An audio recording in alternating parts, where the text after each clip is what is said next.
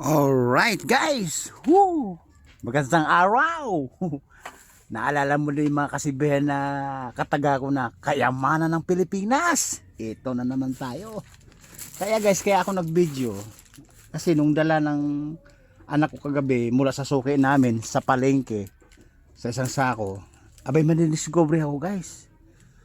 Mga bago pa. Pwedeng gamitin, pwedeng i-retail, pwedeng pamimigay. Alright, ayun no. Guys, isang bundle. Ayun, dito sa isang sako na to. Nakabundle po siya, mga bago. Oh. Ang kaso nga lang guys, alam mo ba yung ano, yung napagbahaya ng anay, yung dumi ng anay, ayun, may mga tikita pa.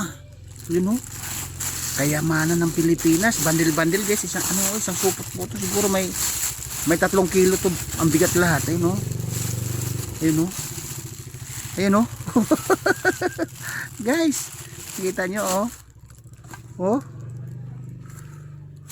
ayan isang set, isang dosena, hindi lang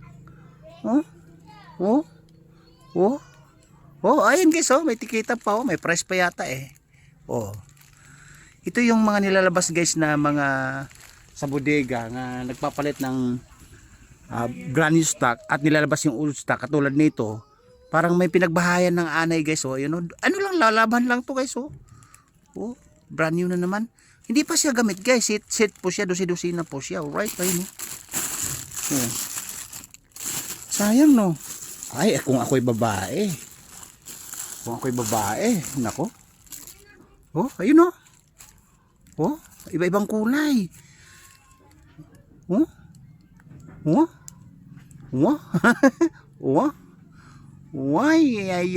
ay. Guys, sa tingin niyo sa retail to sa baratilyo o sa mga nagbebenta sa kahit sa bangketa, magkano kaya isa nito? Ang alam ko kasi nito guys, 3 pesos 100 o kaya 100 5 pesos o 4 pesos 100 sa 50 3 pesos, di ba? O 2 pesos 50 pesos. O isang dosina, higit isang dosina to. Ito guys, higit isang dosina to. Nasa higit isang dosina to. Ito pa. Nakita niyo naman guys, yun yung kinasabi ko sa inyo. Ayan, masasabi niyo pang gamit to guys. Galing to sa tindahan, sa bodega, sa suki namin. Kayamanan sa Pilipinas, libre, di ka libre. Alright, ayun 1 dozen again. Ganda ng kulay. Paborito ko pa naman yung kulay na dilaw. Tapos bulaklakin. Pwede susuot ng mga mga 18 years old, 15 years old o hanggang 20 years old. Di ba? Kasi ito lumuluwag kasi ito habang lumalaki, habang araw-araw mong sinusuot lumuluwag yung garter, di ba? Dami Ako'y nanghihinayang naman ako ay. Kung ako atatayo ng tindahan dito ng mga surplus, siyempre pwede, di ba? Nakita niyo na guys, ang epekto lang guys, yung siya, yung nakuha siya ng anay, na pagbahaya ng anay. Kaya siya inalis. Ayun Kaya siya inalis. Alright?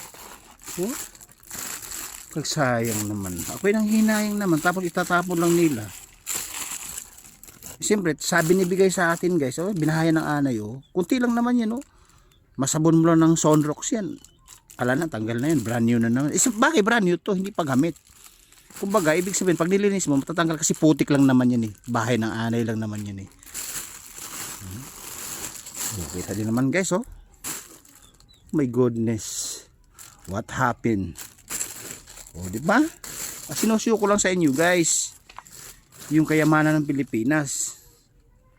Right? May mga kasama pa yan dito sa sako guys. Isang sakong jumbo nga yan Ito pinakita ko lang sa inyo. Kung ako'y naging babae, kung ako'y babae, o halimbawa ako'y 18 years old o 15 years old, susuotin ko lahat yan. Pero kung halimbawa naman ay mayroong hihingi yan, sa bakit pamimigay ko rin yan? Susuotin ko ba yan? Hindi naman. Hindi naman susuotin din ng anak ko yan. Kasi lalaki ko, yung anak kong babae, doon sa lola, sa makalola po yun yung babae kong anak. Bagay, pag bibigay ko sa kanya yan, tatanggapin niya yan. Di ba, nakita niyo na guys, ito yung sinasabi sa inyong libre, di ka libre. kayamanan ng Pilipinas na hindi pa napapansin ng iba. Alright? Okay guys, babalik natin, no? 1 dozen. 1 dozen. Oh, dalawang dosina, di bali dalawang dosina to, marami. Di bali 3 dosina na yan. O, di ba? Sinasabi ko sa inyo, kayamanan ng Pilipinas. Brand new. Pinagbahayan lang ng ano, ng anay.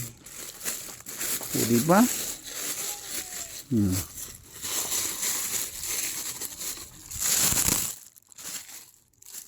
Kita din na guys, oh. 3 dozens, 4 dozens, panty underwear po to ng mga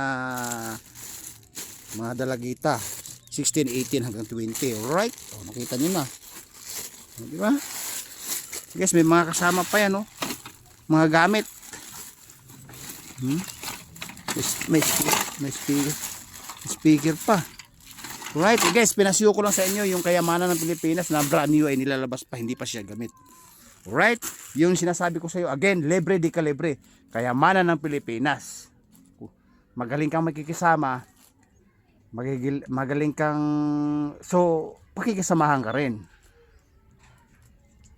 Again, walang puhunan, no involved money, pagod, gasolina, sasakyan lang yung puhunan. Alright?